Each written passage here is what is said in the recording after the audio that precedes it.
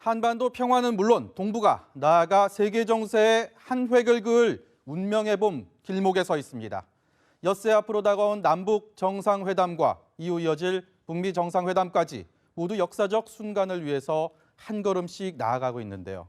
오늘부터 새롭게 준비한 한반도의 봄, 이 시간을 통해 한반도를 둘러싼 동북아 국제 정세를 심도 있게 짚어드리겠습니다. 키워드를 통해 주요 소식을 짚어보는 집중 키워드부터 출발합니다. 첫 번째 키워드는 북한 핵 미사일 실험 중단입니다. 북한이 핵실험과 대륙간 탄도미사일 ICBM 시험 발사를 중단하겠다고 선언했습니다.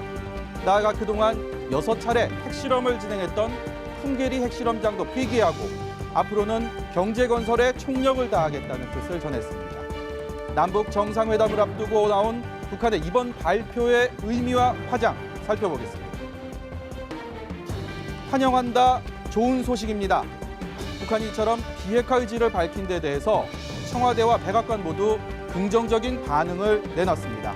청와대는 북한의 결정을 환영한다며 이는 한반도 비핵화를 위한 의미 있는 진전이라고 평가했는데요. 도널드 트럼프 미국 대통령 역시 북한과 전 세계에 매우 좋은 소식이라며 북미 정상회담에 기대감을 드러냈습니다. 마지막 키워드는 다음 주 첫 통화입니다. 남북 정상간 직통전화 한라인이 어제 분단 70년 만에 설치됐죠. 우리 측 한라인은 청와대 내 대통령 집무실 책상 위에 놓이면서 이제는 남북 정상이 손만 뻗으면 언제든지 소통이 가능하게 된 겁니다. 이제 관심은 두 정상의 첫 통화에 쏠리고 있습니다. 역사적인 첫 통화는 언제, 어떤 내용으로 이루어질까요? 이슈엔 한반도에서 전문가와 자세히 짚어보겠습니다.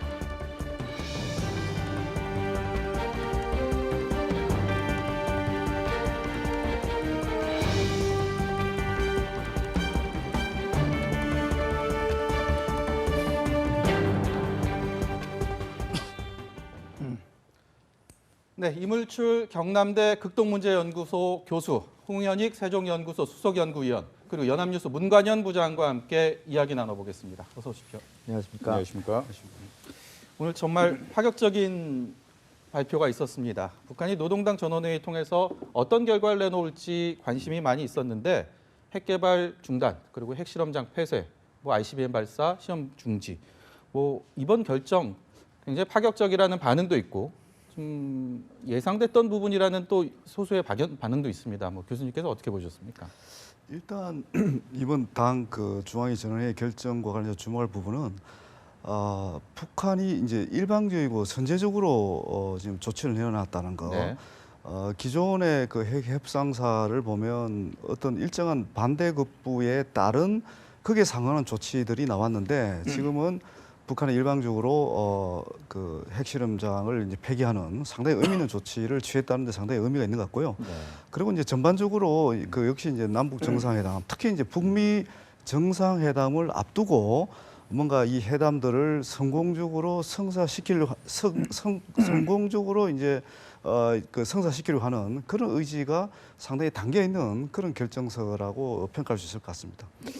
홍 의원님, 북한의 발표를 크게 세 가지로 요약을 하면 아까 말씀드린 것처럼 핵 개발 중단, 핵실험장 폐기, 그리고 ICBM 발사에 대한 하지 않겠다라는 이런 세 가지로 나뉠 수 있는데 이 세 가지 중에 특히 어디다가 방점을 두고 어느 부분이 좀 더 큰 의미가 있다. 어떻게 볼 수 있을까요? 글쎄, 시각적으로는 핵실험장 폐기가 과거에 원자로 냉각탑 폭파하는 것처럼 네.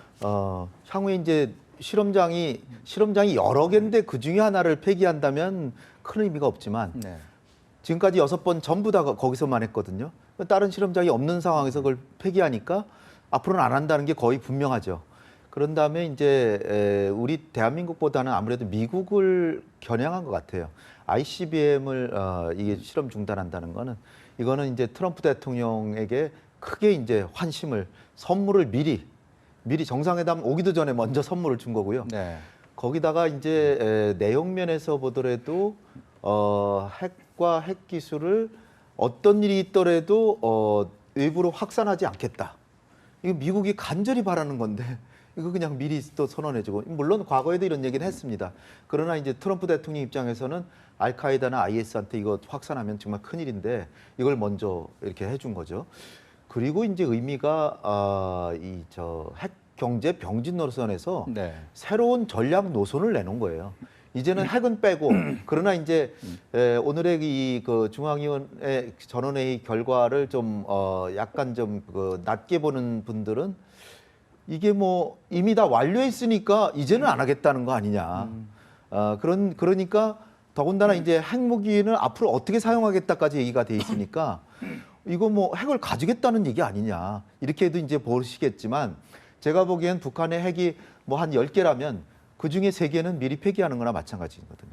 그러면 10개보다는 7개가 훨씬 나은 거고 일단은 기본적인 성의를 보이겠다고 하는데 일단은 긍정적인 평가를 해줘야 된다. 그리고 이제 이 노동당 중앙위원회 전원회의라는 게 북한의 권력 서열 1위부터 한 250위까지의 사람들이 전부 다 여기 다 있는 거예요. 이 전원회의를 여기- 이렇게 공개적으로 회의 내용을 발표하는 게 항상 있었던 일인가요? 발표는 하죠. 하는데 이제 그 중에서 100% 다 발표를 안 하는 때도 있고 그러나 이제 발표하는 거는 의도가 있으니까 하는 건데 과거에도 핵경제 병진 노선을 2013년에 결정한 게 바로 이 회의입니다. 그러니까 이 회의는 매우 중요한 회의고 어떻게 보면 그 우리 국회 격에 속하는 최고인민회의보다 훨씬 더 실질적이고 중요한 회의죠. 거기서 여기서 한 5년 정도에 해당되는 2013년에 그 수립했던 핵경제 병진 노선을 지금 바꿔버렸어요. 이제 경제건설 집중하겠다는 노선으로 바꿨거든요. 네. 상당히 의미가 있다고 봐줘야죠. 일단은 의미가 있는데 아직까지 다 폐기한 건 아니니까 아직도 경계를 늦춰서는 안 된다. 그 정도가 적당한 평가가 아닌가 좀. 문 기자, 우리 지금 풍계리 얘기를 하고 있습니다. 풍계리 핵실험장을 문을 닫았다. 사실상 가동 중단 선언을 한 건데 풍계리 어떤 의미가 있는 곳입니까?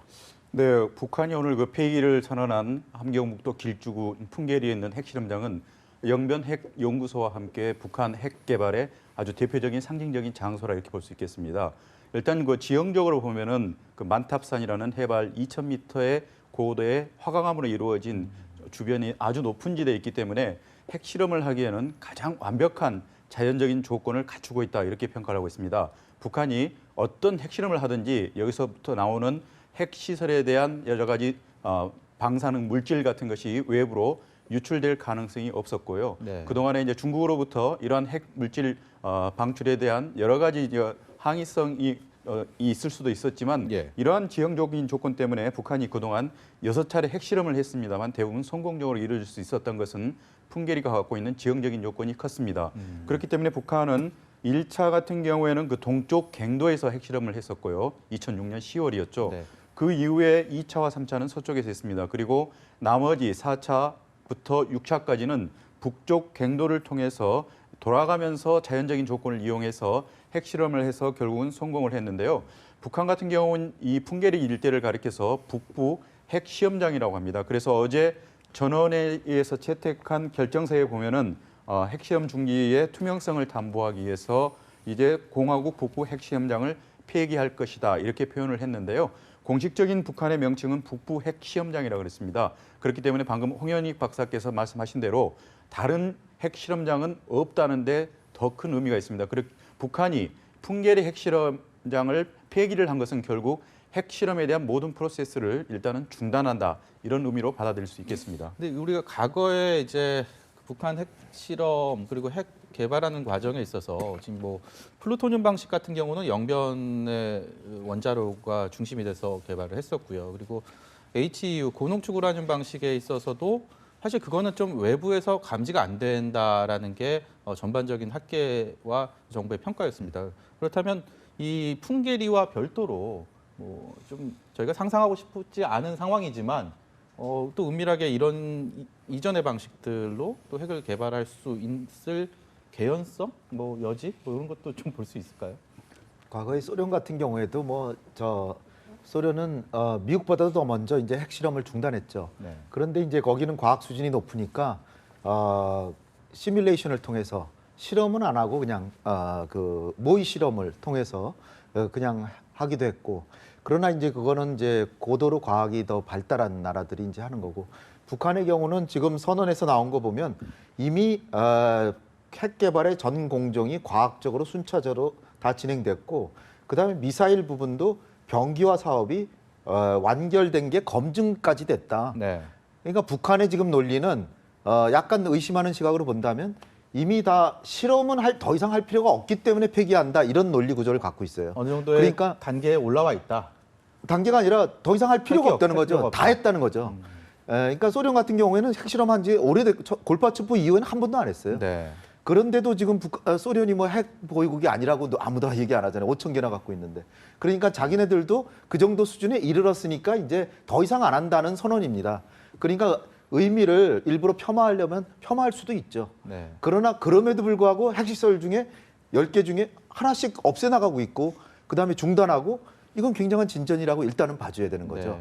네. 거기다가 이제 새로운 경제 노선까지 내세웠으니까 이 부분에 있어서는 일단 받아줄 건 받아줘야지. 네. 김정은의 행보라는 게 작년 12월 29일 날 그 국가 핵무력 완성 선언한 이후에 신년사부터 시작해서 그다음에 남북 정상회담, 북미 정상회담까지 이렇게 막 나가고 베이징까지 가고, 그다음에 이제 막 이거 폐기까지 나가는데 거의 우리가 예상해 본 적이 없잖아요. 네. 우리 예상보다 계속 뛰어넘는데, 그러니까 거꾸로 지금 정상회담에서는 우리가 지금 생각하는 것보다 더 나갈 거를 전 기대합니다.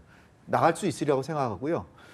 그러니까 김정은이 지금 이렇게 가는 거는 제가 볼 때는 김정은도 모든 걸 다 계산한 건 아니고, 김정은이 계산해서 약간의 뭐 나름대로 실수라고 하면은 올해 북미 정상회담까지 되리라고는 생각 안 했을 것 같아요. 안 했는데 트럼프 대통령이 의외로 그걸 받아버리니까 아, 좋다. 그러면 속도를 더 빨리 가보자. 그러면 우리 경제는 더 빨리 건설할 수 있다. 이런 속셈으로 조금 템포를 트럼프가 빨리 한 것보다 더 가속도를 붙여 더 빨리 가는 게 아닌가. 예. 그렇다면 정상회담에서는 더 나올 거 아니냐. 저는 오히려 그렇게 기대를 합니다. 지금. 임 교수님, 그 실효적인 의미에도 물론 중요하지만 이번에 발표가 지닌 상징적 그리고 정치적인 의미, 특히 시점을 놓고 봤을 때 남북 정상회담의 엿새 전, 그리고 북미 정상회담이 뭐 약 한 달 뒤로 예상되고 있는 이 시점에 나왔단 말이죠. 이런 북한의 이른바 깜짝 발표, 이 부분을 어떤 정치적인 상징적인 의미에 있어서 어떤 속내가 담겨 있다라고 볼 수 있을까요? 일단 이제 북한이 가장 원하는 것은 미국과의 적대 관계를 이제 종식시키는 거잖아요. 사실 이제 많은 분들이 이번 조치가 굉장히 이제 파격적이고 또 새롭다고 보지만, 사실 이제 북한을 꾸준하게 이제 북한 정책이나 전략을 꾸준히 관찰하는 사람의 입장에서 보면 자연스러운 수순이기도 합니다. 예를 들면 이제 오늘 당 중앙위원회 결정서도 보면 이제 지난 5년 동안의 경제와 핵개발 병진 노선은 이제 실현되었다. 이거는 이제 완성되었기 때문에 이제 새로운 전략적 노선이 필요하다고 해서 앞으로 이제 경제 발전에 집중하겠다. 뭐 이렇게 나온 거거든요. 그래서 이제 어떻게 보면 이번에 나온 메시지는 분명히 미국과의 적대관계 종식을 진짜 확실히 해보겠다는 그런 어떤 명확한 의지 표현이기도 하지만, 네. 왜 우리가 이런 결정을 할 수밖에 없는 국내적 정당성, 그게 이제 국내 정치적으로 굉장히 의미가 있는 거죠. 그동안 계속 핵 개발에 매진해 왔는데 이제는 핵보다는 경제만 이제 집중하겠다고 얘기를 하니까 이제 북한 내에 이제 당 간부들이라든지 또 일반 주민들 입장에서는 뭔가 이게 이해가 되고 또 설득이 돼야 또 함께 또 정책을 추진할 수 있는 부분들이거든요. 그런 맥락에서 국제 정치적 의미도 상당하지만 국내 정치적 의미도 이제 상당하다고 이제 볼 수가 있는 거고요. 또 하나 이제 제가 좀 짧게 짚고 싶은 것은 이 시간표입니다. 시간표라는 의미가 사실 이제 김정은 위원장이 2016년에 국가경제발전 5개년 전략이라는 걸 이제 제시를 했는데, 이 국가경제발전 5개년 전략이라는 게 굉장히 중요합니다. 이 결론적으로 이제 주민생활 향상을 골고루 도모하겠다, 성취하겠다, 그런 것인데 국제사회 제재 때문에 이게 이제 많은 차질을 빚고 있었거든요. 그러니까 이게 이제 완성되는 해가 2020년입니다. 그리고 또 트럼프 대통령 입장에서도 이제 당장 11월 달에 중간선거를 앞두고 있고, 또 2020년에 대선을 또 재선을 준비해야 되지 않습니까? 네. 그럼 공교롭게도 국가경제발전 5개년 전략이 끝나는 해하고 또 미국 트럼프 대통령의 다음 대선하고 그게 또 겹치는 그런 부분도 있는 거예요. 그러니까 함께 서둘러서 그러니까 북한 입장에서는 비핵화도 달성해서 미국과의 적대 관계도 종식을 해서 이제 궁극적으로 경제 발전에 집중하고 하자 하는 그런 의도. 그리고 또 트럼프 대통령 입장에서도 이번 중간 선거에 이 비핵화 진전과 관련된 그 업적으로 이제 다시 또 중간 선거에 유리한 어떤 고지를 또 점할 수도 있고 네. 또 재선 과정에서도 굉장히 의미가 있을 거다. 굉장히 중요한 역할을 할 거다. 그렇게 보는 겁니다. 지난 65년 동안 아무도 하지 못한 이 한반도에서의 냉전을 어느 정도 해체하는 것 관련해서 그게 그 공이 트럼프 대통령의 공이 될 수가 있는 거거든요. 네. 하여튼 그런 맥락에서 이 지금 미국과 북한의 어떤 정치적 시간표도 상당히 일치하는 거 그런 부분들도 이런 새로운 아주 놀라운 진전과 관련해서 우리가 주목할 부분이 아닌가 그렇게 보여집니다. 네, 시기적으로도 그렇고 북미 그리고 우리까지 해서 참 여러 가지 생각을 하면서 지금 어떤 남북 간의 그다음 북미 간의 회담을 위한 준비 과정이 진행되고 있습니다. 운 기자, 일각에서 폼페이오 효과라는 말을 하는 걸 들었습니다. 그러니까 미국의 국무장관 내정자 폼페이오 장관 내정자가 지난달 말부터 해서 북한을 극비리 방문하고 나서 뭔가 협상의 상황들, 어떤 대화의 상황들, 지금 회담을 앞둔 분위기가 좀 굉장히 훈풍이 불기 시작했다. 과연 폼페이오는 평양을 가서 무엇을 했을까? 어떤 것들을 좀 끌어왔을까라는 거에 대한 의구심이 들고 있는데요. 어떻게 보십니까? 네, 그동안에 이제 북미 간에는 그 뉴욕 채널이라고요. 국무부나 또는 백악관 국가안전보장회의 NSC의 고위 관계자와 네. 그리고 유엔 본부에 파견된 북한의 외교관과의 채널을 통해서 북미 간의 소통이 이루어졌었습니다.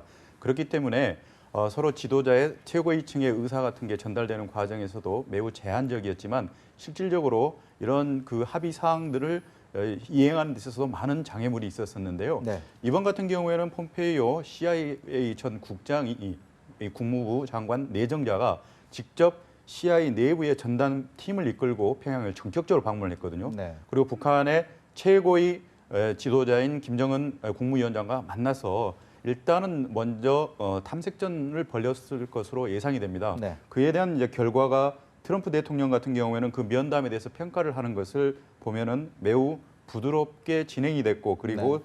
좋은 관계가 형성이 됐다는 걸로 봐서는 일단은 그 북미 간의 최고 지도자 간에 일단 서로의 탐색전 그리고 인사 성격이 있지만 실질적으로는 이 폼페이오 장관 내정자가 이 김정은 국무위원장을 만나서 인사만이 아닌 서로 북한의 비핵화를 위한 입구에서 아주 의미 있는 여러 가지 논의가 이루어졌고 네. 이러한 논의 결과로 결국은 북한의 노동당 전원회의의 어떤 결정서로 결국은 북한의 풍계리, 핵시험장 폐기 등의 여러 가지 효과가 나오지 않았을까 이렇게 조심스럽게 추측해 볼 수가 있겠습니다. 네. 그렇기 때문에 폼페이오와 이 김정은 위원장 간의 합의 내용이 지금부터는 실제로 북미가 테이블에 앉기도 전부터 이러한 성과들이 나타나는 것에 대해서는 방금 말씀하신 대로 이런 폼페이 효과라 우리가 이렇게 평가를 할 수 있겠습니다. 일종의 폼페이오 내정자가 방문하게 된 것은 뭐 특사의 성격으로도 좀 볼 수 있는 거 아닙니까? 정상회담을 앞두고 준비하는 과정에서 그렇다면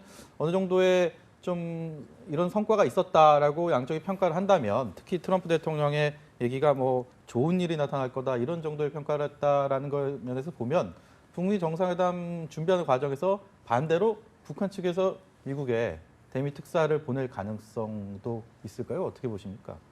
어느 분께서 당연히 제가 볼 때는 폼페이오가 갔기 때문에 김영철이나 리수영 또는 리용호 네. 외무상 이 중에 하나가 워싱턴을 방문해서 트럼프 대통령 만나야 되는 게 정상이죠. 네. 그리고 우린 지금 정상회담 일주일밖에 안 남았잖아요. 우리도 서훈 원장과 정의용 실장이 방북하시는 게 전 좋지 않을까. 네. 아니면 이 순간에 지금 가 계실지도 모르죠, 혹시. 네, 저는 네. 이 정상들이 만나는 데는 한 채 빈틈이 없어야 되기 때문에 국가안보와 마찬가지로 네. 이렇게 장관급에서 준비하는 게 당연하다. 저는 오히려 폼페이오가 그동안에는 왜 북미 간에는 이 대화가 진전이 없을까? 의아했는데 조용한 상황이 진행됐잖아요. 네. 그런데 알고 보니까 부활절 때 갔던 거예요. 그러니까 제가 볼 때는 북한 측에서도 아마 보낼 것이다. 왜냐하면 2000년에 보면 남북 정상회담 하고 나서 조명록 차수 이 북한의 2인자가 군복 입고 백악관에 들어갔고 그랬었죠. 예. 그다음에 이제 올브라이트 국무장관이 평양을 방문했잖아요. 그거 보면은 교환 방문이 될 것이다. 북미 간에는 아직 한 달이나 시간이 있어요. 우리 같은 경우는 일주일밖에 없으니까 아마 오늘 내일이라도 가시는 게 좋지 않을까. 저는 그렇게 봅니다. 네. 물론 물론 뭐 준비가 다 돼서 합의 사항까지 다 됐으면 모르는데 네. 아니면 그것이 아니더라도 임동원 전 장관께서 이제 얘기하시듯이 합의서 남북 정상회담 선언문 공동 선언문을 미리 작성해서 보내주기라도 해야 된다. 그 임동원 전 장관께서 얘기하신 바에 따르면 과거에도 이런 합의문을 미리 보내줬더니 상당히 정상들이 얘기하는데 부드럽게 잘 됐다. 그러니까 결국은 정상회담의 결과는 합의문 또는 선언문으로 나오잖아요. 네. 그걸 미리 한번 작성해 보는 거죠. 아니면 장관급에서 직접 가보든지. 그러니까 과거의 정상회담도 다 국정원장이나 통일부 장관이나 왔다 갔다 했습니다. 그러니까 당연히 북한에서도 갈 거라고 전 예상이 되고요.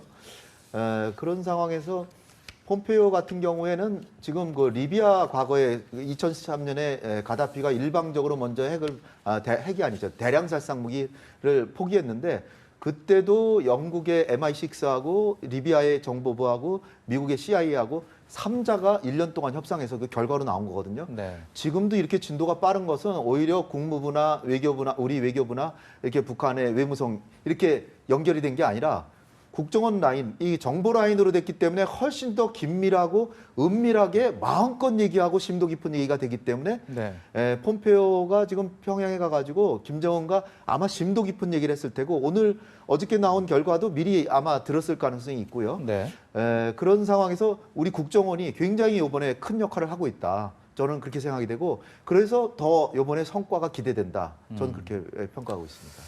북한 발표에 청와대 환영한다고 했고요. 뭐 각국 특히 육자회담 관련국 한반도 주변 4강들의 반응들이 나오고 있습니다. 뭐 대체적으로 뭐 환영한다 일색인데 미묘한 온도 차는 있습니다. 뭐 특히 우리 청와대와 미국의 반응이 그리고 또 북한, 일본과 러시아의 반응 조금 차이가 있는 것 같아요. 중국이랑 그거 좀 자세하게 좀 짚어볼까요? 문 기자가 좀 말씀을 해주시죠. 네, 일단 그 도널드 트럼프 미 대통령 같은 경우에는 북한이 이 전격적으로 발표를 한 이후에 1시간 만에 자신의 트위터를 통해서 이러한 그 북한의 발표에 대해서 아주 매우 좋은 뉴스다. 그리고 진전으로 받아들인다.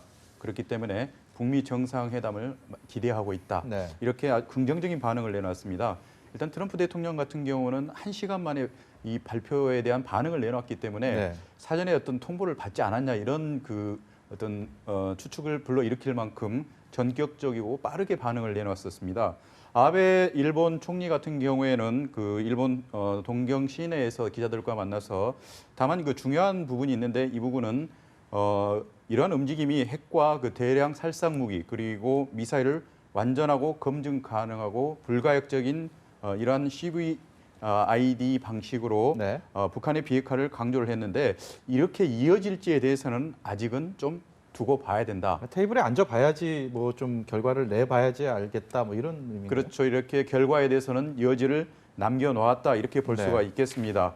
그리고 이제 중국 같은 경우에는 이 북한의 결정에 대해서 환영한다는 뜻을 밝혔지만 그 북한의 비핵화를 위해서 각국이 반드시 해야 될 행동들을 해야 된다. 주변국들의 네. 이러한 그 협조를 요청하는 그러한 그 반응을 내놓았습니다.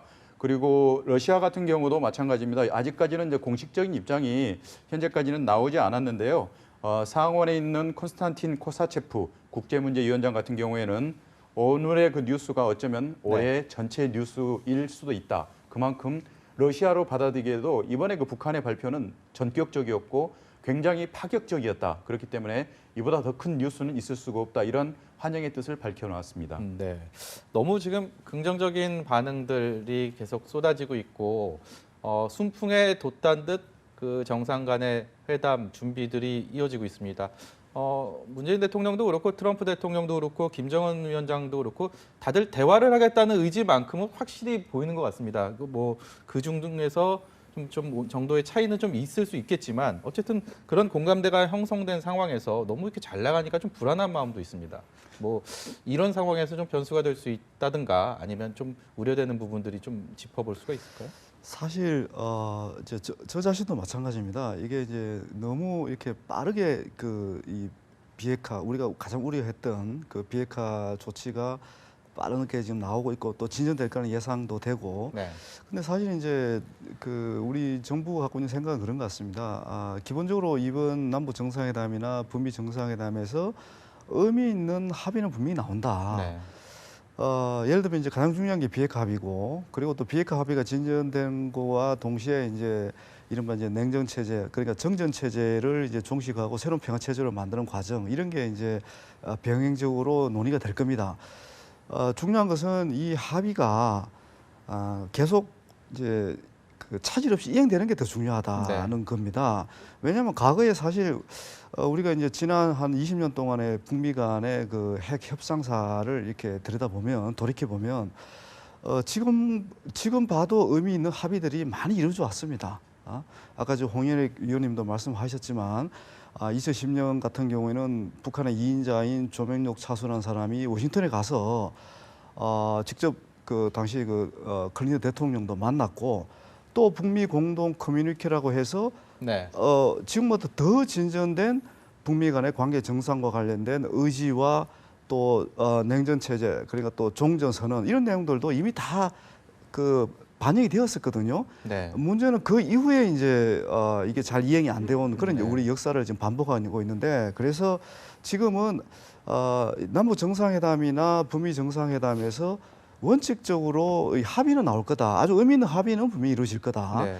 또 당 중앙위원회 전원 회의 결정서보다 진전된 합의도 나올 거다는 예상은 저희들이 다 하고 있습니다. 네. 문제는 이 합의가 잘 이행될 수 있을 것이냐.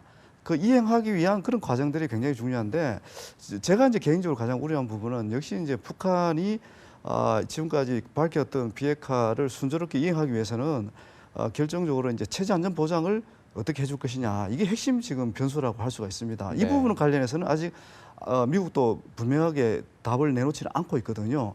그래서 이번에 폼페이오 국무장관 내정자가 의회 청문회 할 때 상당히 의미 있는 얘기를 한 게, 자기가 평양에 가보니까 김정은 위원장이 가장 우려하는 것이 종이장과 같은 어떻게 보면 단순히 체제 보장을 종이장으로만 대체하는 것은 그거는 자기는 원하지 않는다. 네. 종이장 이상의 것을 원한다고 얘기를 했던 거거든요. 예. 그러니까 문서로 체제 안전 보장을 해주는 것도 중요하지만 이걸 제대로 이행할 수 있는 안전장치를 원한다. 그게 이제 북한의 메시지이기 때문에 앞으로 우리가 가장 주목해서 지켜볼 부분은 결국은 북한이 이렇게 비핵화를 잘 진행했을 경우 우리 특히 미국을 중심으로 한 국제사회가 북한의 체제 안전 보장을 어떻게 할 것이냐.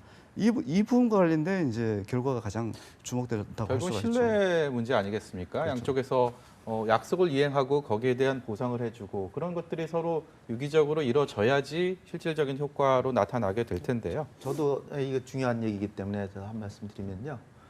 그러니까 지금 김정은이 한 거는 조건부라도 궁극적으로 비핵화를 할 수 있다라는 걸 처음으로 밝힌 거하고요. 순서대로 보면. 그 다음에 북미 대화가 되는 동안에는 핵과 미사일 실험을 하지 않겠다. 네. 거기다가 이제 우리 한국에 대해서는 핵뿐 아니라 재래식 무기로도 공격하지 않겠다라는 특사단한테 또 해줬죠. 그 다음에 이제 아주 특이한 게 과거와 달라진 게 주한미군은 거론을 안 해요. 주한미군은 거의 용인하는 듯한. 네. 그러니까 트럼프 대통령이 주한미군 얘기를 안 하는 거 보니까 좀 믿을만한 것 같다 이렇게 보는 것 같아요. 그런데 이제 어저께 나온 걸 보면은 이제 핵실험장을 폐기하고 장거리 미사일 미국을 겨냥합니다. 이제 어떻게 보면 우리 대한민국보다 미국을 겨냥해서 하는 그 행보의 배경에는 무엇이 있냐? 문재인 대통령께서 사실은 개성공단이나 금강산관광 같은 거 다 이제 재개하시고 싶은 생각을 가지고 있다는 걸 알기 때문에 네. 그러나 유엔 제재와 미국의 제재 때문에 못한다는 걸 알기 때문에 네. 트럼프의 마음을 풀어서 이번에 북미 간의 제재를 풀려고 하는 지금 보관이 있다라고 이제 보여지고요. 네. 그거 말고 이제 반대편에서 체제 안전 보장 문제에서 이제 지금 그 북한의 핵 폐기 과정을 말씀드리면 지금 아직 안 하고 있는 게 뭐냐면 핵 프로그램은 계속 돌아가고 있어요. 핵무기는 계속 만들고 있고 우라늄 농축도 계속 하고 있고 원자로도 돌아가고 있습니다. 그러니까 실험만 안 하는 거지 무기는 계속 만들 수 있어요. 미사일도 만들어요. 단지 실험만 안 하는 거예요. 그러니까 아직도 협상할 게 엄청 많죠. 그러니까 이번에 정상회담에서 트럼프 대통령하고 얘기할 거리가 엄청 많은데 그중에서 일단 동결 카드가 있어요. 동결을 하고 그다음에는 동결을 했는지 안 했는지 어떻게 하냐? 사찰과 검증 요거까지는 받을 수 있다고 봅니다. 거기까지만 가도 대단한 성과라고 보고요. 네. 그리고 북한의 핵 목록만 다 정확하게만 파악해도 대단한 성과인데 결국은 문제는 뭐냐면은 이미 가진 핵이 있잖아요. 네. 이미 10개 핵에다가 미사일 뭐 1000개에다가 거기다 ICBM도 한 10개씩 각각 화성 12형, 14형, 15형 10개씩 있다고 30개라 된단 말이죠. 네. 그러면 이거를 가지고도 대미 억지력은 갖고 있다고 보는 거예요. 그런데 그것이 기간이 2020년 겨울을 지나버리면 그다음엔 트럼프가 대통령이 아니라 다른 사람이 대통령이 될 수 있어요. 네. 그때 김정은은 돌아설 수도 있습니다. 그렇기 때문에 우리가 시간을 비핵화의 마지막 시점을 딱 정해놓지를 않는다면 과거처럼 요번엔 조금 더 성의 있게 나가다가 돌아갈지 모르지만 돌아갈 수도 있다는 거예요. 따라서 지금 우리 정부 같으면 한 2년 정도는 걸릴 거라고 보는데 트럼프 대통령이 1년 내에 끝내야 된다 막 이렇게 나오는 게 시점을 못 받고 단계가 있다면 단계별로도 짧게 시간을 끊고 검증하며 사찰하면서 가야 되는지를 요번에 보면 됩니다. 네. 근데 요번 정상회담에서 과연 거기까지 간다고 생각하는 건 정말 그렇다면 큰 박수를 좀 보내겠습니다. 근데 목표는 그렇게 해서 가야 된다 이렇게 보는 겁니다. 저희가 준비된 시간이 이 시간이 사실 끝났는데요. 이거 안 짚고 넘어갈 수가 없어서 한 가지만 더 여쭤보고 가겠습니다. 문 기자, 그 한라인 지난주에 정상간 처음 그 개통이 됐습니다. 개설이 됐는데 첫 통화 이제 이루어질 텐데 어떤 내용과 할지 좀 예상할 수 있을까요? 네, 일단은 그 의제 관련돼서 많은 좀 심도 있는 논의는 좀 있을 것 같고요. 네. 일단 첫 통화이기 때문에 남북이 던져주는 전 세계 메시지가 있기 때문에 많은 부분에서는 좀 안부를 묻는 이런 질문도 있겠지만 회담을 앞둔 시점에서 상대방에 대해서 자신들의 의제를 담은 그러한 논의가 좀 이루어지지 않을까 이렇게 보고 아마 있습니다. 이제 돌아오는 주에 정상회담 전에 얘기가 있을 텐데 그 한라인을 통해서 어떤 뭐 통화를 하는 것 자체도 굉장히 의미가 있고 만약에 좀 더 깊은 얘기가 지금 문 기자 얘기처럼 나온다면 그 부분도 전 세계의 또 시선을 사로잡을 수 있는 참 기대가 되는 한 주가 될 것 같습니다. 네, 지금까지 홍현익 연구위원, 그다음 이물출 교수, 연합뉴스 문관현 부장과 얘기 나눠봤습니다. 고맙습니다. 감사합니다. 다음 주 역사적인 남북 정상회담이 열리는 장소 판문점에도 전 세계 이목이 집중되고 있습니다. 분단의 상징에서 평화의 상징으로 떠오른 판문점의 굴곡진 역사를 임광빈 기자가 짚어봤습니다. 남북 관계가 최악의 상황으로 치닫던 작년 말 판문점 일대에서 울린 여러 발의 총성은 군사 분계선 MDL을 일촉즉발의 상황으로까지 몰고 갔습니다. 비무장지대라는 말이 무색하게 한반도는 여전히 정전 상황이라는 것을 실감케 하는 순간이기도 했습니다. 1953년 7월 27일 한국전쟁이 발발한 지 3년 만에 판문점에서는 정전협정이 체결됩니다. 초가집 몇 채뿐이던 널문이란 이름의 외딴 마을은 이를 계기로 남북분단의 상징적인 장소로 떠오르게 됩니다. 그해 8월 남북 포로들은 판문점 서쪽 다리를 통해 고향으로 돌아갔고 이 다리를 건너면 다시는 돌아올 수 없다고 해서 지금까지 돌아오지 않는 다리로 불리고 있습니다. 남과 북이 유일하게 철책선 없이 얼굴을 마주하는 곳. 반경 800m 안에 10여 개의 건물이 세워진 판문점은 공동경비구역이라는 이름 그대로 양측 경비병들의 통행이 자유로웠던 곳이었습니다. 1971년 8월 남북 이산가족 사항봉을 위해 적십자 회담 예비회담이 처음 열렸고 이듬해 남북은 7.4 공동성명을 채택하기도 했습니다. 사반세기 동안 막혔던 남과 북 사이에 대화의 길이 트이기 시작했습니다. 우리나라의 자주적인 평화 통일을 추구하는 7개 항의 공동성명이 7월 4일 서울과 평양에서 동시에 발표됐습니다. 이를 계기로 남과 북은 남측의 자유의 집과 북측의 판문각을 오가며 대화를 이어갑니다. 하지만 1976년 벌어진 도끼 만행 사건은 판문점이 냉전의 현장이라는 사실을 재확인시켰습니다. 유엔군이 초소 관측을 위해 미루나무 가지를 잘라내려 하자 무장한 북한군이 몰려와 미군 장교 2명을 살해하고 8명을 다치게 한 겁니다. 이후 공동관리구역이 사라지고 회담장을 사이에 폭 50cm, 높이 10cm의 콘크리트 선이 그어지게 됩니다. 판문점은 이처럼 무력 충돌이 이어지는 대결의 장이면서도 때때로 화해의 장이 되기도 했습니다. 1998년 당시 정주영 현대 명예회장의 이른바 소떼 방북은 남북 간에 다시 화해의 훈풍을 몰고 온 기념비적인 사건으로 기록됩니다. 판문점을 통해 소떼 1,001마리를 이끌고 북한을 방문한 정 회장의 말처럼 남북 간의 화해와 평화를 이루는 초석이 마련된 겁니다. 금강산 광량을 목전에 두고 다시 판문점을 통해 북한을 방문하게 되니 감회가 새롭습니다. 이후 1, 2차 남북 정상회담으로 훈풍이 부는 듯했지만 이후에도 거듭된 북한의 도발, 이딴 핵실험으로 팽팽한 긴장감이 극에 달하던 판문점에 극적인 반전의 계기가 찾아온 것은 평창 동계올림픽을 계기로 성사된 남북 정상회담이었습니다. 앞서 평양에서 열린 2차례 남북 정상회담과 달리 이번에는 판문점 내 남측 평화의 집에서 남북 정상이 만나기로 합의하면서 그 의미를 더했습니다. 남과 북은 4월 말 판문점 평화의 집에서 제3차 남북 정상회담을 개최하기로 하였으며 이를 위해 구체적 실무 협의를 진행해 나가기로 하였습니다.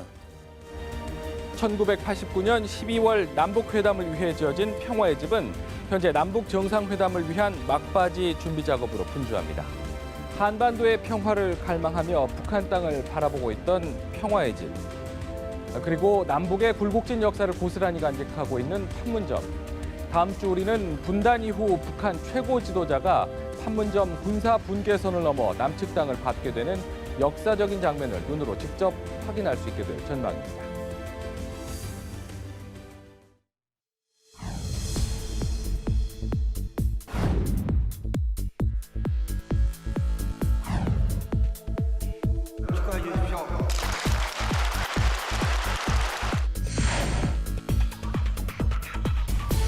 저는 이번에 대통령으로서 이 금단의 선을 넘어갑니다. 제가 다녀오면 또 더 많은 사람들이 다녀오게 될 것입니다. 그러면 마침내 이 금단의 선도 점차 지워질 것입니다.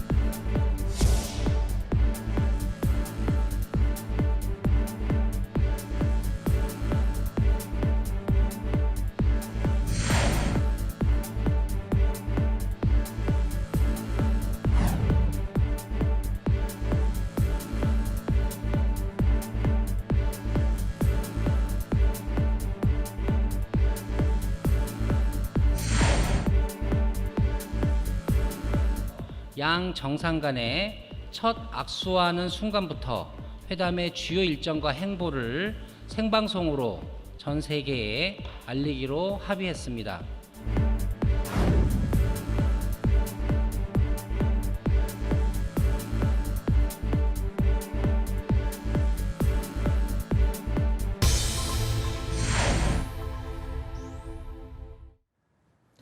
밀착 남북회담에서는 남북 정상회담의 핵심 의제들을 중심으로 살펴보겠습니다. 한반도 비핵화 문제부터 논의의 중심으로 떠오른 한반도 종전 문제까지 어떻게 풀어가야 할지 자세한 얘기 나눠보겠습니다. 남북 관계, 북핵 문제, 통일 문제에 대해서 내놓으라 하는 전문가들을 모셨습니다. 서보혁 서울대 통일평화연구원 연구교수, 양무진 북한대학원대학교 교수, 연합뉴스 통일외교부 장용훈 기자 나와 계십니다. 어서 오십시오. 안녕하십니까. 장 기자, 참 파격적인 정상회담 준비가 이어지고 있습니다. 오늘 노동당 전원위원회 회의에서 저희가 앞서서도 전해드렸는데 일단 정상회담 자체가 지금 이번 세 번째인데 앞서서와 비교해서 더 파격적이다라는 얘기들을 많이 하거든요. 어떤 면에서 그런지 좀 짚어볼까요? 예, 일단은 과거에 있었던 여러 차례 정상회담은 대부분이 비밀 접촉을 통해서 이루어졌습니다. 그러니까 네. 2000년 정상회담 같은 경우에는 당시에 박지원 문화체육관광부 장관이 특사로 베이징에 가서 북한 측과 협의를 가지면서 네. 정상회담이 성사가 됐고요.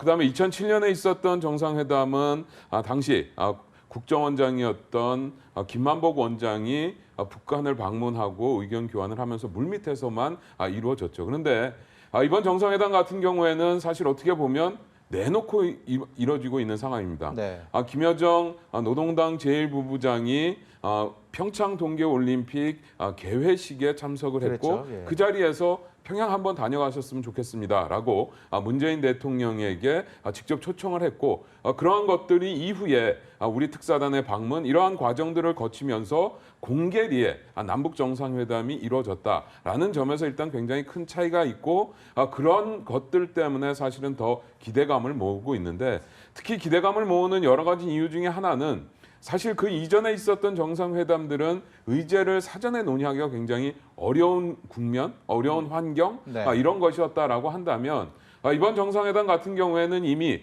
여러 차례 북측에서 대표단이 남쪽으로 오기도 하고 네. 남쪽에서 특사단이 북쪽을 가기도 했습니다. 그러다 보니까 자연스럽게 남북 관계에 대해서 아니면 한반도 정세에서 어떤 문제가 중요한지에 대해서 자연스럽게 의견 교환이 있었고 그러다 보니까 물론 이제 아직까지 의제 어떤 이번 정상회담에서 어떤 의제를 논의한다라는 것에 대해서 남북한이 어떤 조율된 아니면 합의된 입장이 있는 것은 아니지만 일단 남북한 간에 기본적인 공감대가 마련이 되어 있다. 그래서 문재인 대통령이 지속적으로 이야기하고 있는 것처럼 비핵화 문제 그리고 한반도에서의 평화 정착과 관련된 문제 그리고 남북 관계를 어떻게 개선할지 하는 문제 이런 문제들이 이번 정상회담에 집중적으로 논의가 될 것으로 예상이 되는데 아마도 그것은 그동안 북측에서 내려왔었던 대표단 우리 쪽에서 북쪽에 올라갔었던 대표단이 북측과 여러 차례 논의하면서 네. 어느 정도의 공감대를 만들어 놨다라고 보시면 되겠습니다.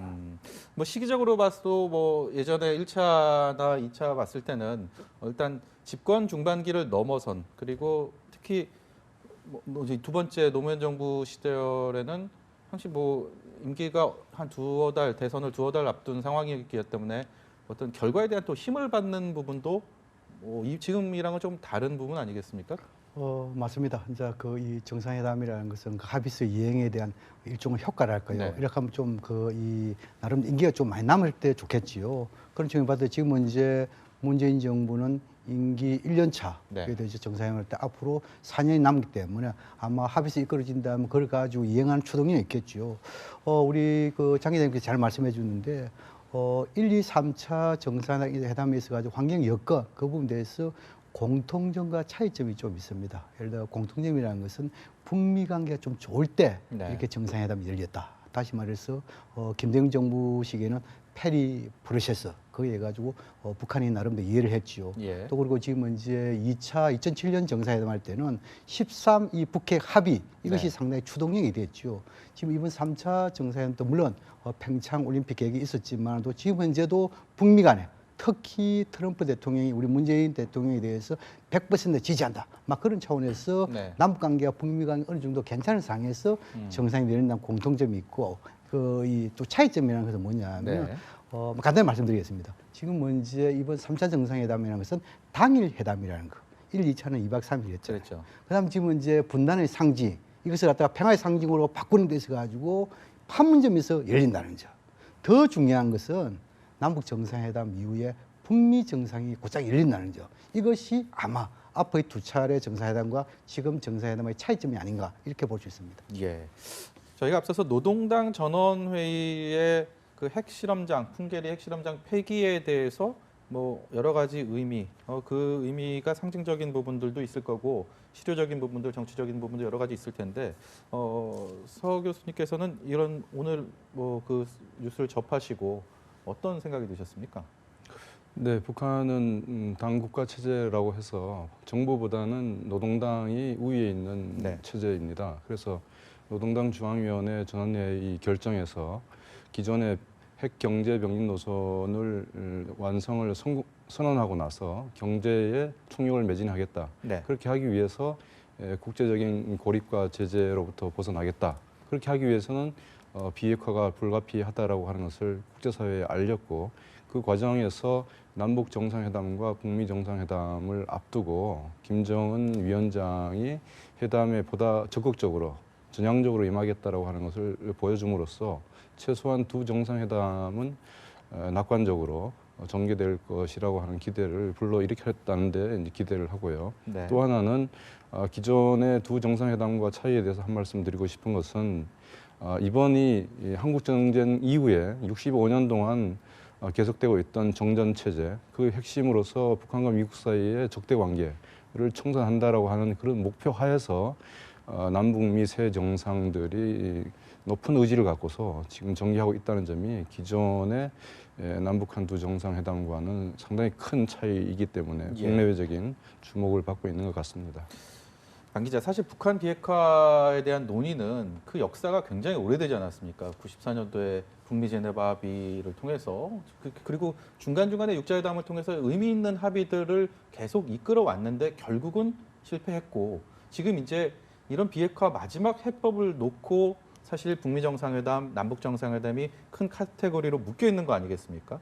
아니, 지금 상황에서 근본적인 비핵화를 위해서 어떤 해법들이 논의돼야 되고 제시될 거라고 보십니까? 예, 사실은 그동안 여러 차례 방금 전에 말씀하셨던 것처럼 북미 간에, 그러니까 94년에 제네바 합의는 북미 간에 만들어졌던 합의고요. 네. 그리고 2005년에 있었던 9.19 합의는 육자회담이라고 하는 다자의 틀 속에서 북한의 문제를 풀기 위해서 합의가 있었지만 어쨌든 그 책임이 어느 쪽에 있든 간에 이런 것들이 제대로 이행되지 못하고 지금의 상황까지 이르렀고 어쨌든 북한은 국가 핵무력 완성을 이뤘다라고 주장을 하고 있습니다. 예. 그런 상황에서 북한의 비핵화를 어떻게 달성하느냐, 그것을 통해서 종국적으로 한반도의 비핵화를 어떻게 달성하느냐라는 문제가 총 이번 정상회담 그리고 앞으로 있을 북미 정상회담의 가장 중요한 관심사일 수밖에 없는데요.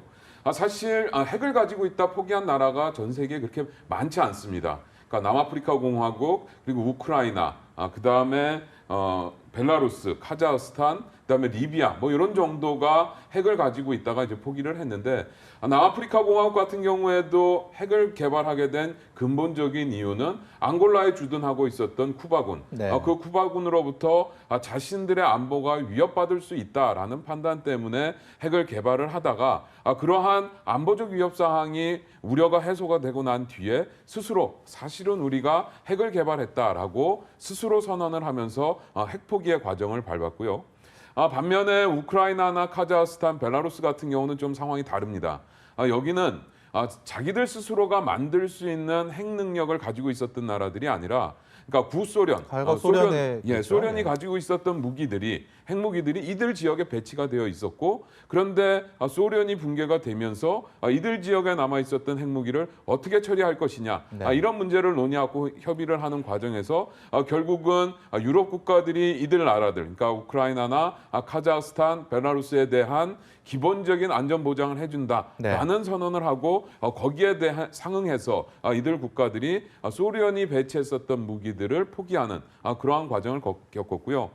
리비아 같은 경우도 사실은 미국과의 갈등 이것을 이유로 해서 핵 개발을 했는데 사실은 자체적으로 핵을 만들 수 있는 능력을 보유했다라기보다는 사실 핵물질을 소련으로부터 사들여서 핵무기를 개발하려고 하는 고농축 우라늄을 사들여서 그것으로 핵무기를 개발하려고 하다가 결국은 그것을 포기하는 과정을 거쳤는데 근데 중요한 건 모든 나라들이 다 상황이 다르다는 것이죠. 예. 그렇기 때문에 지금 북한의 핵무기를 포기하도록 하기 위해서 리비아 모델이다 아니면 우크라이나 모델이다 여러 가지 이야기가 있지만 저는 개인적으로 한반도에서의 비핵화를 달성하기 위한 새로운 모델 마련이 굉장히 필요하다. 그것은 북한이 처해 있는 상황이라는 것이 앞서 제가 지적했었던 남아공이라든가 우크라이나라든가 리비아라든가 이런 나라들과 유사한 부분도 있지만 굉장히 다른 부분도 많다. 그렇기 때문에 앞으로 우리가 비핵화의 노정, 비핵화의 로드맵을 만들어가는 과정에서는 굉장히 좀 창의적이고 그동안에는 우리가 생각하지 못했었던 해법을 굉장히 모색해 볼 필요가 있다라는 말씀을 드리고 일단 끝으로 한 가지 더 말씀을 드리면 그럼에도 불구하고 이들 나라에서 한 가지 공통적인 부분은 그러니까 정권이 교체되거나 아니면 정권의 생각이 바뀌었다라는 것들이 비핵화를 이끄는데 굉장히 중요한 요소였다는 거죠.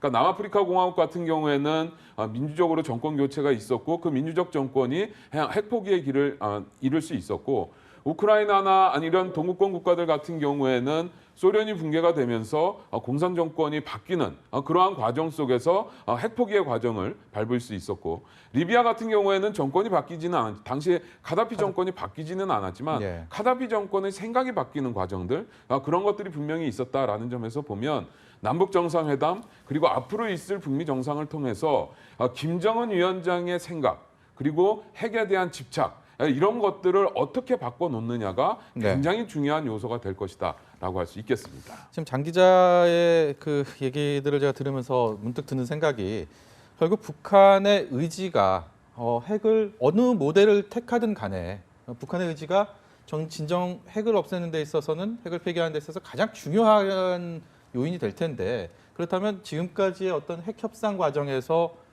보상이 어떻게 될 것이냐, 이것들, 그다음에 검증이 어떻게 될 것이냐, 이 과정들이 사실 그 실제 여러 가지 합의들을 이행하지 못했던 그런 요인들 아니었습니까? 그러니까 지금 뭐 여러 가지 뭐 리비아식 뭐 아니면 구소련의 어떤 그 카자흐스탄이나 우크라이나 이런 모델들을 채택하기가 어렵고, 새로운 한반도식 비핵화 모델을 만들어야 된다고 하는데 일단 수월하진 않은 것 같습니다. 제가 듣기로는 장 기자 얘기를 들어보니까.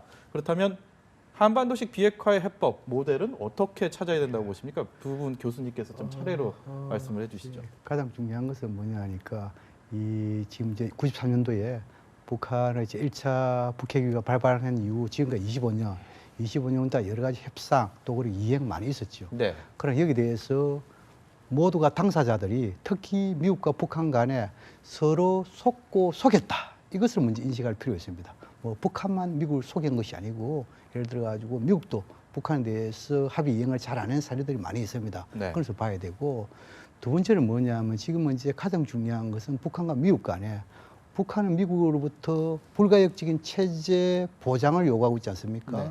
그다음 또 미국은 북한에 대해서 불가역적인 비핵화를 요구하고 있죠. 네. 그렇다면 서로 이것을 서로 원하는 것을 하나의 테이블에 올려야 되겠죠. 근데 지금 이제 북한의 정치 체제라는 건 뭡니까? 북한의 정치 체제라는 것은 김정은 위원장이, 물론 당이라든 이런 절차를 통하겠지만도 김정은 위원장이 결정을 하면은 비핵화의 시간표를 당길 수도 있고 늦출 수도 있습니다. 사실상 정권을 쥐고 있는 거잖아요. 그렇죠. 그게 북한 체제의 특징이잖아요. 그런데 미국은 그렇지 않습니다. 그렇죠. 미국은 뭐냐 하니까, 예를 들어 가지고 행정부에서는 제재라든지 할 수 있지만도 실질적으로 수교, 관계 정상화는 행정부의 권한이 아니고 의회의 권한입니다. 그렇죠. 그렇다면 지금은 이제 예를 들어 가지고 트럼프 행정부가 북한에 대해서 체제 보장을 하는데, 예를 들어 가지고 1년 내, 6개월 내 마음만 먹으면 할 수 있습니까? 못 한단 말입니다. 예. 그렇다면 이것은 뭐냐 하니까, 북한은 아무리 비핵화에 대해서 시간을 땡긴다더라도 미국이 체제 보장에 대해서 시간을 못 당기기 때문에, 과연 트럼프 대통령이 여기에 대한 시간표를 과연 내놓을 수 있을까? 이 부분이 가장 큰, 저는 소위 말해서 지금 이제 지켜야 될 또 우려스러운 그런 대목이 생각되거든요. 타임테이블을 뭐 북한이랑 미국이 같은 협상을 해서 결과를 노출한다고 하더라도 맞춰야 될 텐데, 지금 그렇죠. 그게 좀 어려울 것 예, 같다는 그게 상당히 어렵고, 말씀이시죠? 그래서 이제 이 문재인 정부가 지금 내놓은 것이, 예를 들어 가지고 포괄적인 합의, 단계적인 이해, 더 나아가서 백렬적인 검증, 이렇게 나왔다는 거야. 이것이 저는 현실적으로 보거든요. 네. 지금 이제 남북 또는 남북미 아니면 북미 간에 비핵화와 체제 보장에 대해서 포괄적으로 합의를 해야 됩니다. 포괄적으로. 그러면 이제 구체적으로 합의에 대해서, 이행에 대해서는 구체적인 시간표가 나오겠죠. 그러면 한쪽 테이블에 대해서는 비핵화, 한쪽 테이블에 대해서는 체제 보장인데, 예를 들어 비핵화에 대해서 가지고 예를 들어 동결, 불능화, 폐기, 네. 이렇게 3단계 있다 그러면은 미국이 북한에 대한 체제 보장도 3단계로 우리가 쉽게 할 수 있어요. 이건 뭐냐면 1단계로 예를 들어 가지고 무슨 연락 사무소를 설치한다. 2단계로 대표부를 설치한다. 3단계로 대사관을 성격시킨다. 라고 한다면은 이것이 서로 뭡니까? 주고받으면서 가야 된단 말입니다. 그래서 이런 주고하는 부분에서 우리 했는데, 이 주고받는 시간표가 최대한으로 단축시키고, 이것이 아마 가장 관건에서 우리 정부가 내세운 이런 포괄적 합의, 단계적 이행, 그리고 병렬 점검, 이것이 현실적인 해법, 이것이 한반도 비핵화 해법이다. 근데 그렇게 협상에서 세분화를 하다 보면 아무래도 그 중간중간에 신뢰관계가 좀 깨질 수 있는 우려들이 더 큰 거 아닙니까?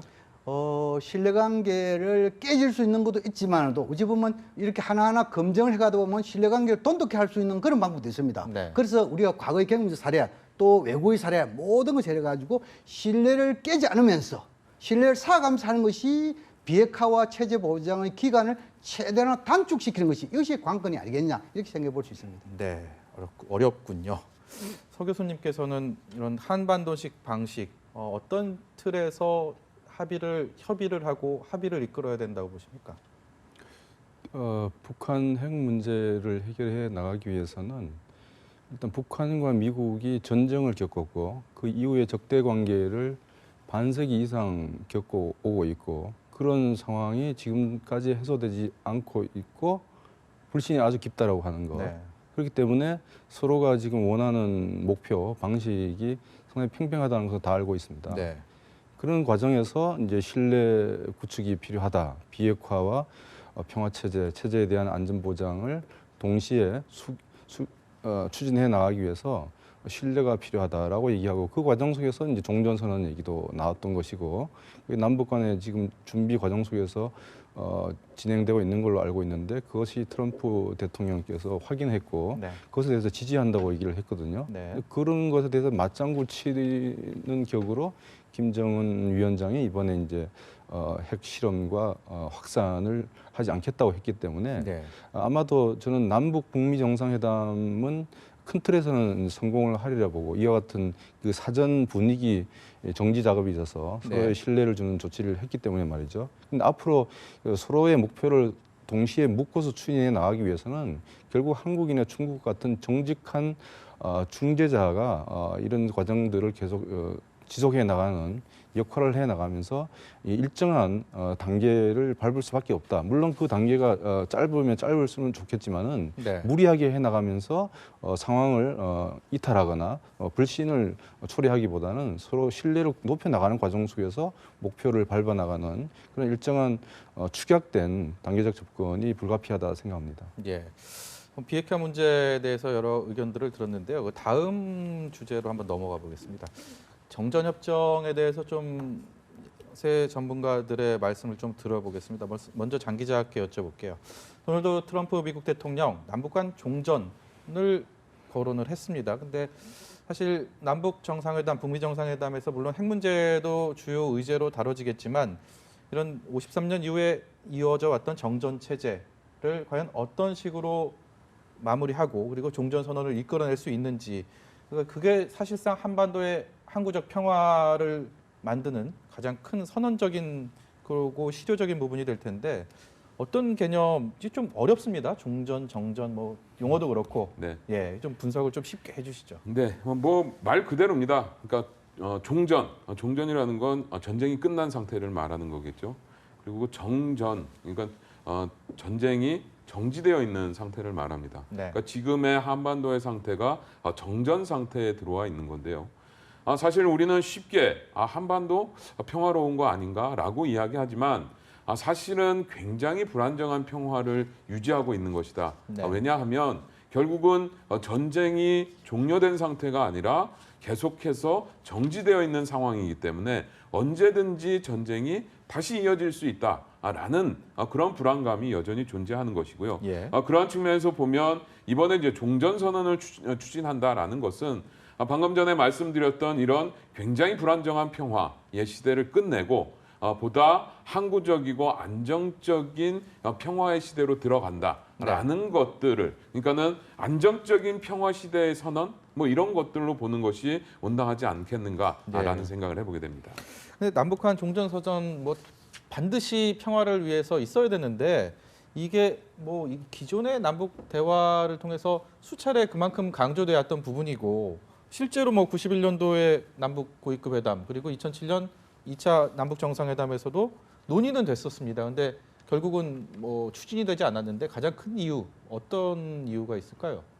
그것은 뭐냐면은 이 정전 또 여기에 대한 일종의 불확실성, 뭐 특히 북한이 이 정전 체제에 대한 무력화 네. 이런 것이 하나의 요인이 될 수 있겠죠. 그럼 결국은 그거는 뭐 불신입니다. 뭐 방금 말씀하신 대로 뭐 91년도 남북 기본 합의서에도 전쟁을 종식시키고 평화 상태를 가지고 서로 인식을 같이 한다, 네. 협의한다 이렇게 돼 있고 또 2007년 제2차 정상회담에서 선에도 나와 있지 않습니까? 예를 들어 가지고 한반도의 전쟁을 종식시키고 네. 항구적인 평화 체제로 가기 위해 가지고 전쟁 당사자, 3자 또는 4자가 한반도 내에서 이런 종전선언 문제를 협의한다 이렇게 돼 있잖아요. 예. 그 당시에는 북한의 김정일 위원장이 직접 언급을 했습니다. 김정일 위원장이 뭐냐 하니까 이런 종전선언 문제를 협의하기 위해 가지고 군사 분계선에 가까운 지역에서 다시 말해서 개성이라든지 네. 또는 금강산 이 지역에서 3자, 4자 당사국들의 정상들이 모여 협의한 데 돼 있단 말입니다. 그러니까 예를 들어 가지고 이 노무현 정부가 그 마지막 그 끝나면서 이명박 정부 들어가 이또 역시 백지가 됐죠. 이번에 이제 이 문재인 정부가 종전선언 문제에 대해서 아주 그 뭐랍니까 아주 그 의지를 가지고 있죠. 이것은 예. 뭐냐 하니까 종전선언 문제를 끄잡는 것은 뭐 가장 큰 틀은 북한의 비핵화를 촉진시키는 데 있어 가지고 일종의 안정화, 네. 나름대로 체제 안정에 대한 확신감을 주기 위한 그런 거단 말입니다. 네. 그런데 종전선언이라는 것은 결국은 뭐냐 하면 이것은 정치적인 선언입니다. 여기서 법적인, 제도적인 이러한 협정이 동반돼야만이 이것이 뭐 효력을 발생했거든요. 네. 그래서 아마 문재인 정부는 이 북한의 비핵화를 촉구하고 그 촉구한 데 있어 가지고 나름대로 북한의 체제 안정감을 주기 위해서 종전선언을 하고 그 다음에 이제 평화체제로 가기 위한 평화협정 이러한 수순을 밟은 상태에서 종전 문제를 끄잡아낸 것이 아니겠냐 저는 그렇게 분석을 합니다. 그런 뭐 신뢰 과거에 지키지 못한 신뢰들을 회복을 하고 정상회담을 통해서 어느 정도의 합의점을 도출하고 정말 의미 있는 것들을 만들어낸다 하더라도 이행하지 않으면 또 그거야 또 그냥 휴지 조각이 되는 거 아닙니까? 이번에는 뭐 그럴 가능성은 없다고 보십니까? 어떻게 보세요? 2007년 10월 2차 정상회담에서 종전선언에 대한 합의가 있었는데요.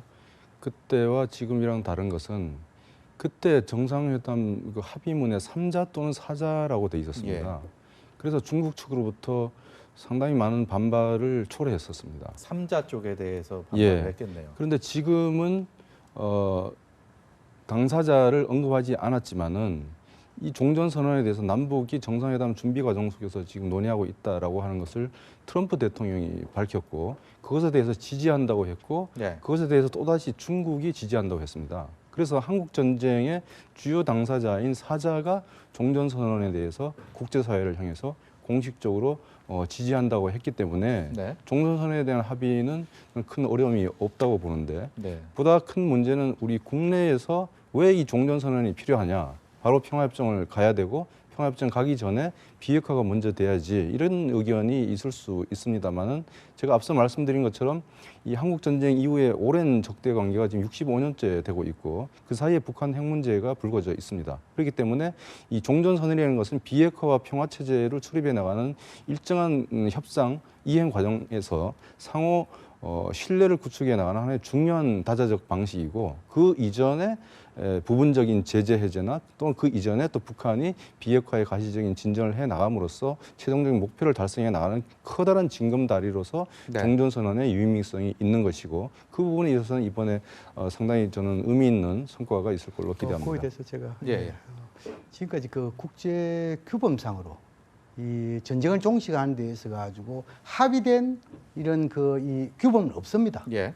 단지 한자 뭐냐면 학자들이 전쟁을 종식하는 데 있어서 세 가지의 방법론을 제시하고 있습니다. 첫 번째는 정치적 선언에서 전쟁 종결하는 선언이 하나 있고 예. 두 번째는 좀 더 나아가지고 평화협정을 체결하는 부분이 있습니다. 세 번째 마지막은 뭐냐면 관계 정상화, 수결하는 겁니다. 네. 그런 차원에서 지금 이제 북미 간에 이야기를 하고 있거든요. 그래서 이제 이 체제 보장과 관련해가지고 북한이 가장 강력한 게 세 가지가 있어요. 첫째는 뭐냐면 미국으로부터 자주권을 인정하라는 겁니다. 네. 그 자주권은 뭐냐 하니까 불가침 협정을 맺자는 겁니다.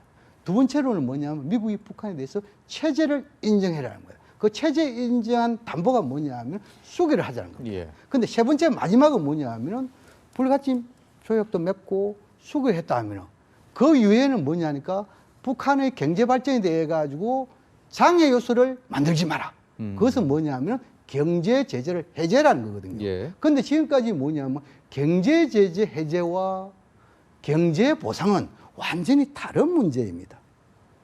그래서 뭐냐면 지금 이제 일부에서는 뭐냐 북한이 비핵화에 있어가지고 살라미 전술을 해가지고 먹튀, 네. 그래서 경제 보상만 챙기고 실질적으로 또 다시 핵을 만드는 이런 거였는데 지금까지 경제 보상은 뭐냐면 북한이 요구한 것이 아니고 네.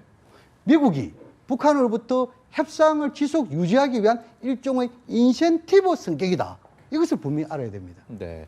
지금 뭐 비핵화도 그렇고 종전 문제, 평화협정 모든 것들의 지금 공통적인 부분들이 신뢰입니다. 신뢰 회복이 돼야지 서로 믿지 못하면 아무것도 이룰 수 없는 뭐 그런 상황인 것 같습니다. 세 분의 분들 말씀을 좀 들어보니까 제가 딱 그런 생각이 드네요. 그러니까 남북 관계에 대해서 좀 다시 짚어보겠습니다. 지금 비핵화도 그렇고요, 종전선언 이런 것들이 좀 어떻게 보면 저희 이른바 좀 사이즈가 큽니다. 그동안의 여러 가지 회담이나 협상에 비해서. 근데 이제 남북 관계가 물론 중요하지 않다는 얘기는 아닌데, 그래서 남북 관계가 상대적으로 원래 이렇게 큰 틀에서 논의를 하다 보니까 좀 이 부분은 좀 소홀히 좀 비중이 좀 떨어지게 다루지 않을까라는 전문가들 얘기가 있습니다. 장영훈 기자가 더 쉽게 왜 그리고 어떻게 이번 회담에서 다뤄지게 될지 좀 분석을 해주세요. 예, 방금 전에 사회자께서 말씀을 하셨습니다. 비핵화 문제 그리고 종전선언이나 평화협정과 관련된 평화체제와 관련된 문제, 관건은 신뢰가 아니냐라고 말씀을 하셨는데, 사실은 남북관계 문제라는 것이 우리가 보기엔 그냥 관계의 문제일 수 있지만 이 관계라는 것을 통해서 신뢰가 형성될 수 있다라는 점에서 보면 네. 앞서서 우리가 이야기를 나눴던 비핵화 문제라든가 평화체제와 관련된 문제도 결국은 남북관계의 진전 속도나 이런 것들에 영향을 받을 수밖에 없다. 네. 그러한 측면에서 보면 물론 지금 이번 정상회담에서 관심도가 좀 떨어져 있기는 하지만 남북관계는 여전히 이번 정상회담의 중요한 핵심 의제일 수밖에 없다라는 점을 일단 지적하고 싶고요.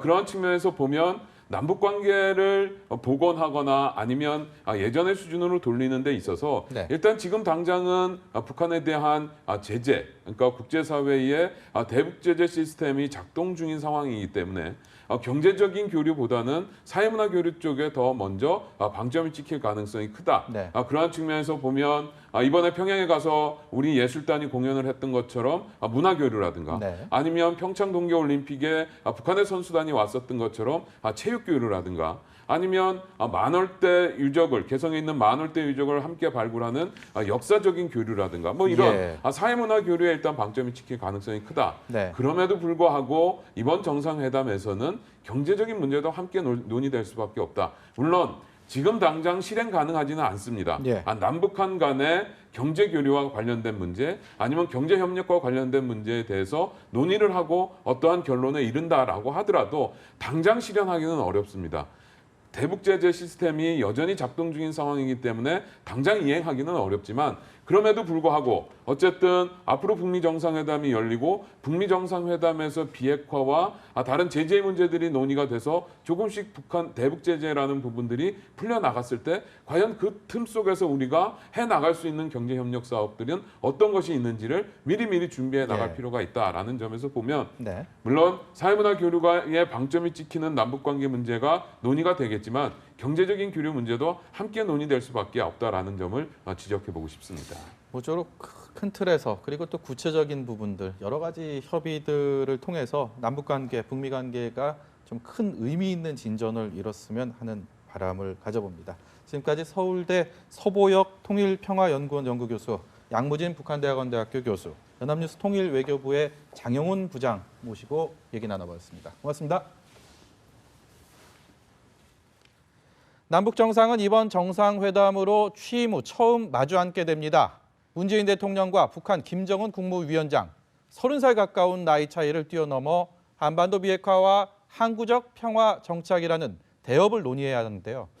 두 정상의 면모를 성승환 기자가 짚어봤습니다. 채찍과 당근, 그 사이에서 문재인 대통령은 흔들림 없는 원칙을 고수했습니다. 대화의 장으로 나오면 국제사회의 일원이 되도록 적극 돕겠다. 그렇지 않고 도발을 하면 최대의 압박이 불가피하다는 원칙이었습니다. 북한은 스스로를 고립과 몰락으로 이끄는 무모한 선택을 즉각 중단하고 대화의 장으로 나와야 합니다. 북한이 도발을 멈추고 대화의 장으로 나온다면 밝은 미래를 제공할 것임을. 이 같은 원칙주의자의 면모 속에 문 대통령은 신중함을 잃지 않는다는 평가를 함께 받았습니다. 대표적인 예로 김여정 제1부부장의 박람대를 꼽는데 당시 김정은 위원장은 친서를 통해서 문 대통령을 평양에 초청을 했습니다. 신년사에 이어 다시 한번 북한이 전향적인 모습을 보인 건데 문 대통령은 여건을 만들어 성사시키자면서 즉답을 하지 않았습니다. 그러면서 북한도 미국과의 대화에 적극 나서달라고 요구해서 신중한 협상가의 기질을 발휘했다는 평가를 받았습니다. 그래서일까요? 미국의 시사주간지 타임지는 문 대통령을 더 네고시에이터, 협상가라는 부제로 소개를 했습니다. 자, 그렇다면 김정은 위원장은 어떨까요? 북한 매체를 통해서 노출된 김 위원장의 모습은 최고 영도자로서의 무게감을 강조하는 듯한 어투와 행동이 주를 이뤘습니다. 특히 국제사회의 제재 압박과 비난에도 핵실험 그리고 탄도미사일 실험을 멈추지 않았습니다. 그러다 신년사를 기점으로 핵무력 완성을 선언한 이후에는 평화 공세로 돌아섰습니다. 우리 정부는 문 대통령의 운전자 역할 그리고 미국을 주축으로 한 지속된 압박의 결과물이라고 평가를 했지만 예상 외라는 반응도 많았습니다. 우리는 민족적 대사들을 성대히 치르고 민족의 존엄과 기상을 내외에 떨치기 위해서도 동결 상태에 있는 북남 관계를 개선하여 뜻깊은 올해를 민족사에 특기할 사변적인 해로 빛내야 합니다. 특히 신년사 이후 40여일 만에 남북 정상회담을 제안하고 미국과의 대화에도 응할 의사를 비친 것은 파격으로도 받아들여집니다. 이후 중국 시진핑 주석과 전격 정상회담을 하는 등 협상의 주도권을 쥐기 위한 다각도 움직임들은 일명 밀당 협상력으로 평가됩니다. 오는 금요일이면 문 대통령과 김 위원장은 분단의 상징 판문점에서 역사적인 대좌를 하게 됩니다. 원칙과 신중함의 문 대통령, 그리고 파격의 김 위원장. 한반도 평화 정착을 향해 같이 걸음을 뗄 수 있을지 전 세계가 주목하고 있습니다.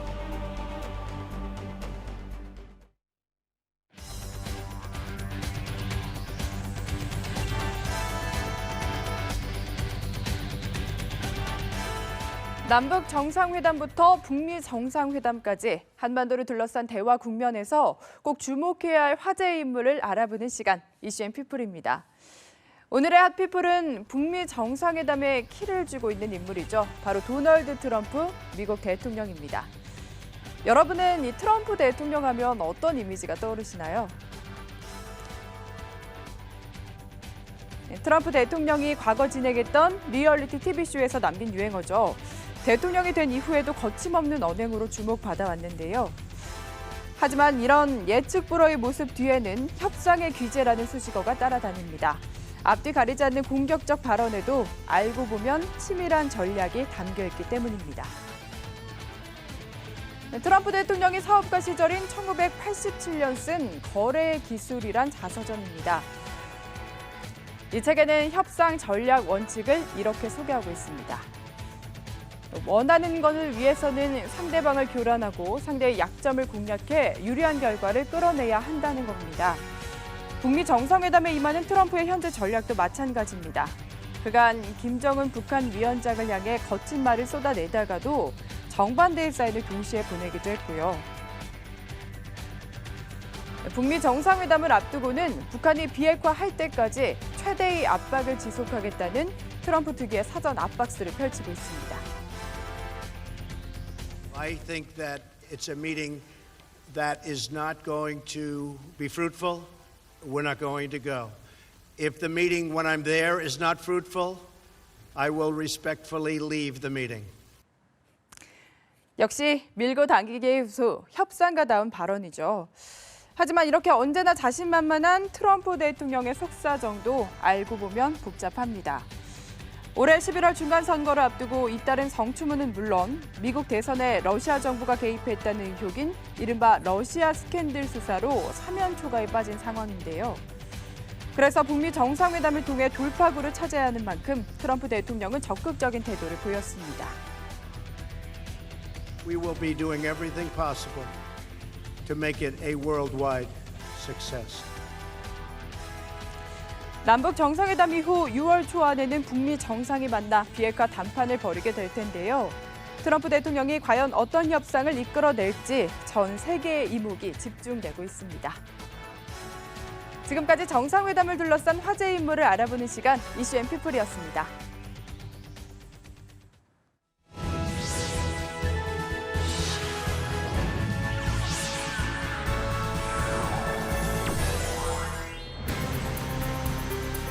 경기도 양주의 한 섬유 제조업체. 이 업체 대표 이상협 씨는 누구보다 간절한 마음으로 정상회담을 기다리고 있습니다. 2년 전만 해도 이 대표의 공장이 있던 곳은 황해북도 개성시, 바로 개성공단이었습니다. 북측에서 발행한 그 세무 등록증입니다. 세무 등록증. 요건 세관 등록증인데 요 원본은 전부 북측에 지금 있습니다. 개성공단에 지금 있고요. 저는 사본만 갖고 있고요. 요거는 빨리 원본을 찾으러 가야 되겠습니다. 공장에 걸려 있는 거고요. 걸려 있습니다. 이게. 예. 섬유업계 불황과 인력난으로 개성공단에서 새로운 도전을 하게 된 이상협 대표. 시작 전엔 걱정도 많았지만 실제 겪어본 개성공단은 훨씬 평화로웠는데요. 제가 뭐 통일을 하려고 간 건 아닌데 가보니까 너무 좋더라고요. 너무 좋고 이게 과연 작은 통일이구나 그런 걸 느낄 정도로 그 남북 간의 그 일하는 모습 이런 것들이 너무 좋았습니다. 북한의 특대형 도발이 계속되면서 정부가 결국 개성공단 전면 중단이라는 북한은 완제품 등을 빼내기 위해 들어온 남측 인원들을 11일 오후 5시 30분까지 전원 추방한다고 밝혔습니다. 그날 알았죠. 5시쯤인가? 알았는데 뭐 그 이튿날 차가 한 대 들어갔어요. 차가 한 대 들어갔는데 뭐 싣고 나올 수 있는 게 사실은 없죠. 한 대 들어가갖고. 그래서 물건 뭐 거의 실어오지도 못하고 그대로 놓고 왔습니다. 그때 마음이 어떠셨어요? 착잡했죠. 마음이 너무 뭐 그때 생각하면 지금도 울컥울컥해요.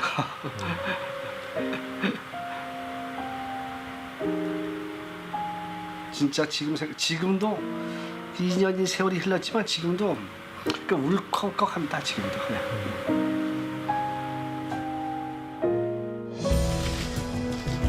개성공단 기업 비상대책위원회가 밝힌 입주기업 123개사의 손실액은 총 2,500억 원. 자산의 일부를 북한에 남겨둔 채 뚝 끊긴 남북 교류, 잇따른 북한의 도발에 마음 졸인 2년. 한반도의 봄과 더불어 얼어붙은 개성공단에도 봄이 오기를 간절한 마음으로 기다리고 있습니다. 올해 평창올림픽 계기로 다 해가지고 이제 개성에 들어갈 수 있겠구나. 남북관계가 진짜 잘 풀리겠구나 하는 기대를 상당히 갖고 있습니다. 이번에 그 대통령께서 좀 북한하고 개성 문제도 좀 얘기를 해서 개성공단이 좀 열릴 수 있도록 하는 것이 저희들 굉장히 큰 바람입니다.